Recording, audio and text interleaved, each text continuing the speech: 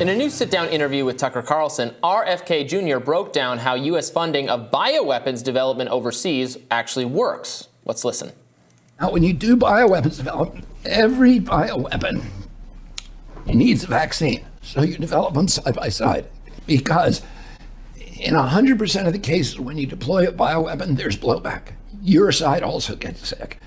So in order to deploy one offensively, you need a vaccine to counter it. So you need to vaccinate your team before you deploy it. So those two things are developed through a field of science called gain of function science, where you take an infectious microbe and you amplify its infectivity, or you make it jump species, so it may kill monkeys, now you make it kill humans.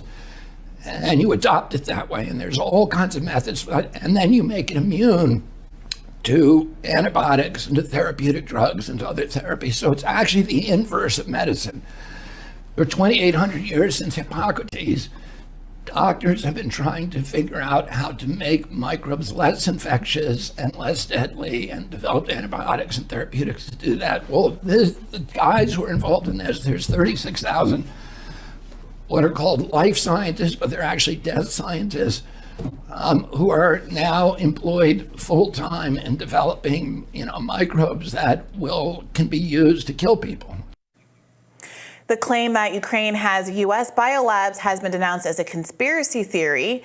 There have been people that push back against this, saying that... Yes, including me on this show. That America has admitted to running some biolabs. It's not the same thing as doing biowarfare in the same way. I did a radar on this a year ago, maybe more. And I looked into it because at the time Tulsi Gabbard was talking about this, and Senator Mitt Romney said it was a treasonous lie, which he was saying, right. And Whoopi Goldberg said that they used to arrest people for doing that. There were literal calls to jail her for talking about Ukrainian biolabs, and there was all these fact checks. And then you looked more closely. Look, I don't know the exact situation on the ground there. It sounds what RFK Jr. was describing in that clip sounds to me like something that could be done. Again, a theoretical, not necessarily what is being done. But there are laboratories in Ukraine that have pathogens that maybe they're inert and no longer infectious. But the person who told the New York Times about this was Robert Pope, director of the Pentagon's Cooperative Threat Reduction Program. He said there's no place that still has any of the sort of infrastructure for researching or producing biological weapons. Then he said, scientists being scientists, it wouldn't surprise me if some of these strains collections in some of these laboratories still have pathogen strains that go all the way back to the origins of the program. Yeah, scientists being scientists, that's when alarm bells go off for me. Scientists being scientists might be the whole reason we're in this little COVID problem in the first place. The whole point is that you're not doing proper oversight and regulation, and they're not following the rules that have already been put into place. Yeah. So in Eastern Europe, in what was very recently basically a third world country? Yeah, there are all of these kind of non-fact checks. Yeah. Well, they'll make a big to-do of writing a bunch of words that basically admit and acknowledge the underlying point. They concede it, but then say, well, there's this distinction here that makes the original claim wrong. So fact check negative. There's a lot of that. And so again, the fact that it's possible doesn't mean that there's actual bioweapons being produced, of course. And right. RFK Jr. isn't talking specifically, he's talking abstractly about what is possible. The facilities do exist, developed. And they did biological research on pathogens there. Victoria Nuland, remember her? She confirmed that to Senator Marco Rubio at that Senate Foreign Relations Committee meeting. Again, she's the Forrest Gump of terrible things happening in the world. She's always there. So that part is real. Again, maybe nothing so dangerous or wild is going on, but forgive me for not just credulously accepting on blind faith everything that I've been told by the Defense Department and the top U.S. scientists that, we weren't up to no good. It's all fine. Don't worry about it. Especially since this was one of the stories that Facebook engaged with as part of its kind of censorship campaign and was suppressing any discussion of this particular issue. Well, Kennedy also brought up what he said was collusion between elite media to lie to the American people about the war in Ukraine. Let's take a listen. And when it comes to the Ukraine war, we're being lied to about it. In what way? Well, we were lied to from the beginning. We had this comic book depiction that which we see on every war. There's a bad guy who's like, unspeakably evil. Yes. Who's planning world conquest or a terrorist attack on on America. And we have to be the good guys and go in and stop it. And, the background of the Ukraine war is much more complex than that. The U.S. has been involved, and particularly the neocons in the White House. I wouldn't say particularly, I'd say a group of people that are known as neocons since 2001 have been talking about putting NATO in Ukraine. Yeah. When he's on this beat, RFK Jr., I think, reminds people why they were interested in his campaign in the first place, because there is a significant portion of the American electorate who is frustrated with the war in Ukraine, the apparently limitless spending that can be applied there, especially in the context of any number of domestic disasters like East Palestine and now most recently the Maui fires, where people are contrasting the 12 billion. 12, it can't be billion. Well, whatever the amount of money is that's been designated to Maui is dwarfed by the amount of money that's sent to Ukraine in just the most recent package.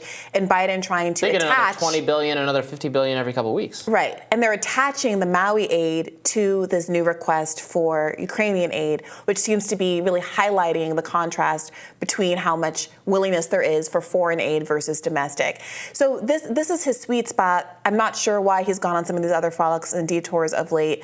But what do you make of this? Is that going to be his kind of giving voice to the portion of the electorate that is frustrated with America's unwillingness to justify why it's involved in this particular engagement and not any others around the world, that it's a proxy war and a continuation of a Cold War with a nuclear power as opposed to this kind of humanitarian effort as it's being framed?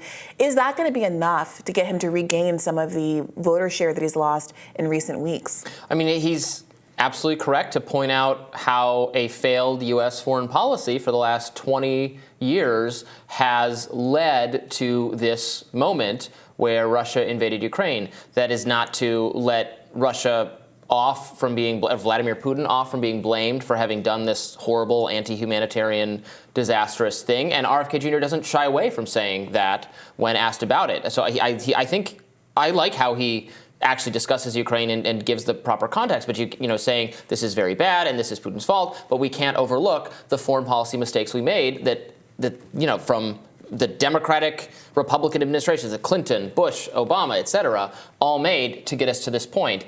And I think that is a message that resonates with certainly some people, frustrated Americans who are, both right and left, both Democratic and Republican, who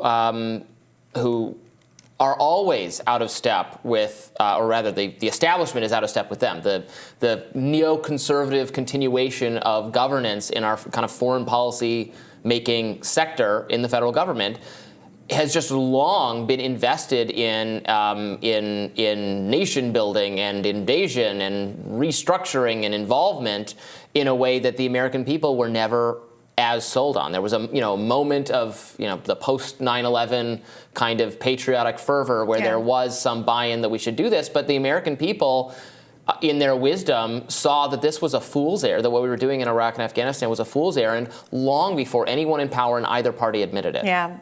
Well, in other RFK Jr. news, just to get it in here, it is notable that we played a clip yesterday of him, I believe, in Iowa, and he made reference to the debate that was supposed to happen between him and Max Blumenthal about Israel-Palestine. He seemed to indicate during that clip that we played that debate was back on.